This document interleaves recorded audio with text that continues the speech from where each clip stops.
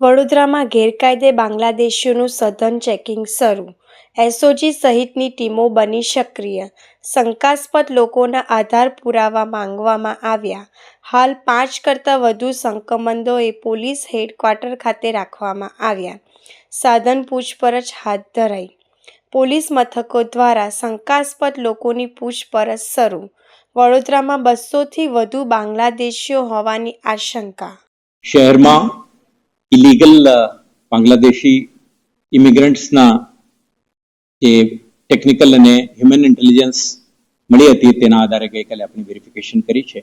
સૌથી વધારે ઇન્ડિવિજ્યુઅલ્સના વેરઅબાઉટ્સ, એક્ટિવિટીઝ અને એમના આઈડેન્ટિટી અંગે અને એમના નેશનાલિટી લગત ડોક્યુમેન્ટને વેરિફિકેશન કરીને નેશનાલિટી અંગેનું આખું એક્સરસાઇઝ આપણે કરી છે, જેમાં લગભગ 7 જેટલા ઇન્ડિવિજ્યુઅલ્સ સસ્પિશિયસ હોવાનું પ્રથમ દ્રષ્ટિએ જણાય છે.